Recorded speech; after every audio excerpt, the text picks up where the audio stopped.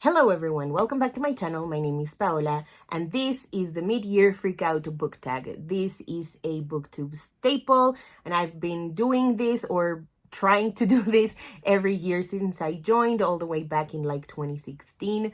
But ever since my channel got rebooted by none other than myself, I don't know why I use the passive voice like that. I don't know how often I've done this. I'm pretty sure I did one in 2025. And I think I did one in 2023. But anyway, let's just get started. As always, link in the description below for the original creators. And without any further ado, question number 1 is, what is the best book you've read so far in 2026? I don't feel quite fair narrowing it down just to the one book. So I really want to shout out my top 10 books in the first half of 2026. Number 10, The Hate You Give by Angie Thomas. By the way, I won't be going too deep into these books. Otherwise, these will be a really long video and I really don't want it to be a super long video. So I will just be name dropping the books. Number 9, That Time I Got Drunk and Saved a Human by Kimberly Lemming. Number 8, Plie by A.H. Cunningham. Number 7, Romancing the Duke by Tessa Dare. Number 6, Crooked Kingdom by Leigh Bardugo. Number 5, Broken Boys by Bryn Renee. Number 4, Icarus by Kay Ancrum. Number 3, This Ain't Our First Rodeo by Liara Tamani. Number 2, the entire Grishaverse original trilogy starting with Shadow and Bone, then Siege and Storm, and finally Ruin and Rising. I just want to make a little amendment here because I don't remember where I said this, but I do remember saying the following. Something about not really loving the ending of book 3. I also know the way that it ends features a trope that not a lot of people love in YA fantasy, especially ones that focus on a female main character. But upon reflection, upon watching other people's reviews and revisiting the quotes that I love so much throughout the trilogy, I realized that I think the ending of book 3 is pretty well earned. I think the groundwork is laid pretty well throughout the entire series. I really love Alina's development throughout, and I think it was a little bit unfair of me to say what I said in my original review. And finally, at number 1, I have A Ban Me for Two by Trinity Wen. Once again, I will leave a link in the description below to the quarterly wrap-ups so that you get to know a little bit more of my in-depth thoughts regarding all of these 10 books. Question number 2, what is the best sequel you've read so far in 2026?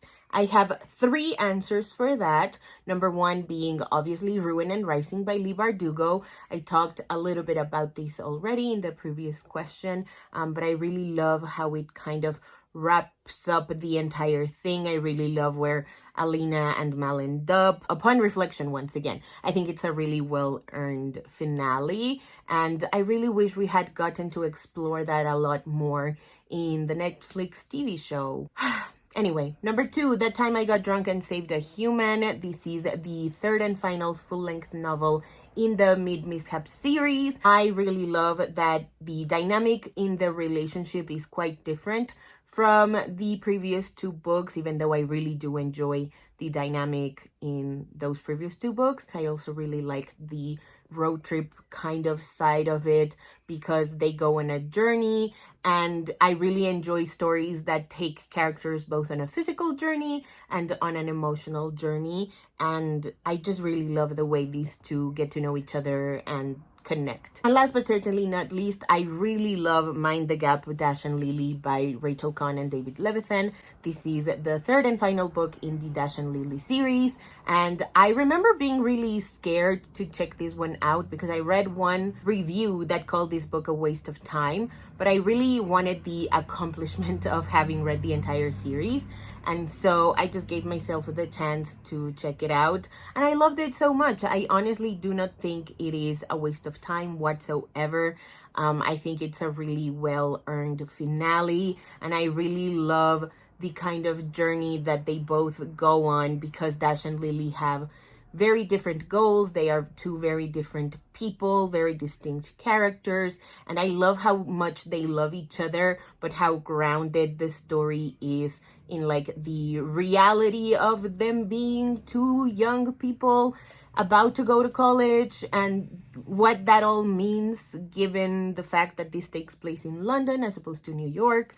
I really enjoyed this book. Big shout out to the series. Highly recommend that you check this one out. It is currently July. You can do the Christmas in July thing, or you can wait until December to read these books because I just love sweet YA romance. Young love is unmatched for me and I really love it. So please check them out if you haven't already. Question number 3 is, what is a new release you haven't read yet but want to? Again, I have a list. It is not ranked and half of these books I don't even know what they're about.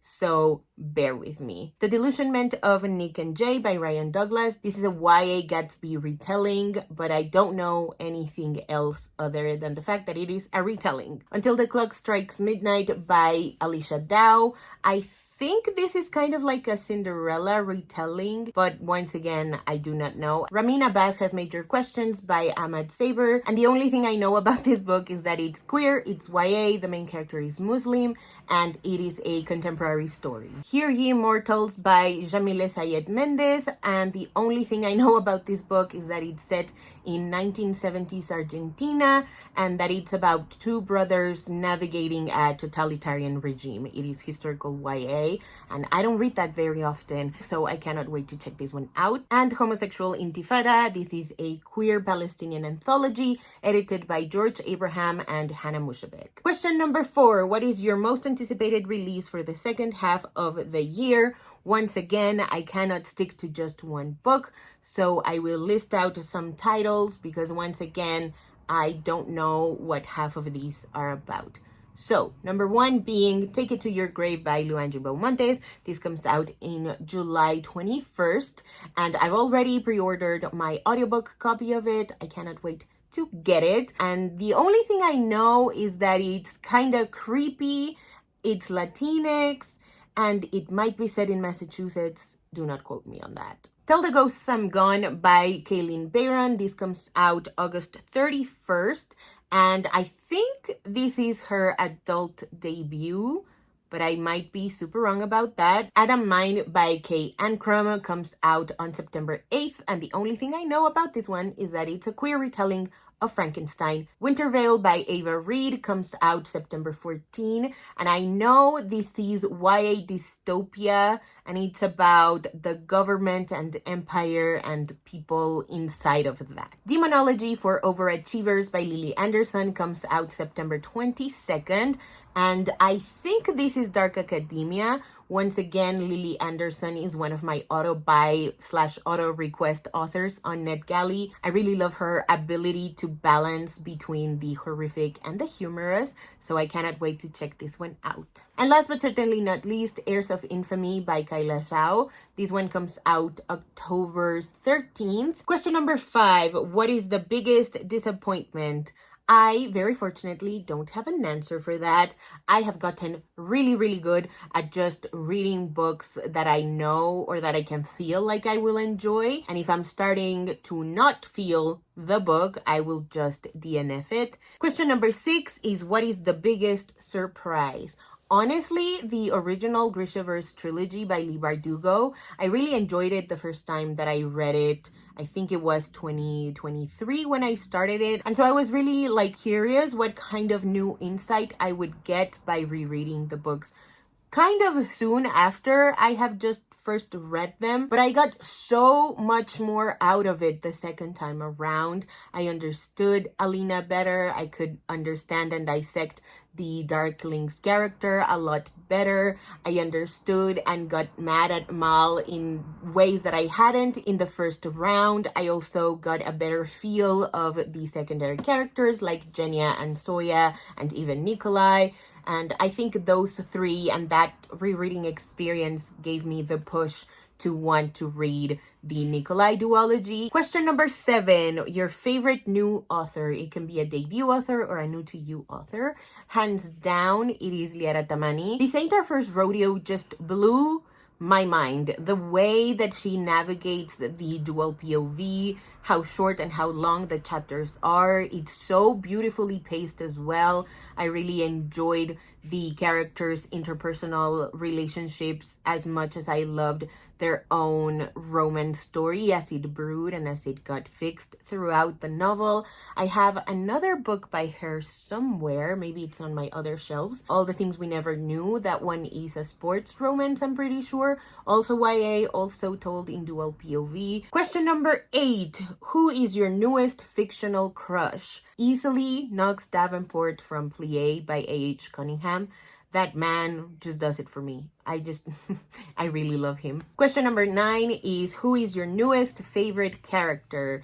Again, I cannot stick to just one, so I will give a shout out to my newest favorite cast of characters, and they live in Icarus by Kay Ancrum. I really love the way that the ensemble cast is introduced and how much they love Icarus, despite him not knowing how much they love him and despite him feeling like he doesn't deserve that kind of love and that kind of like ride or die situation type of friendship.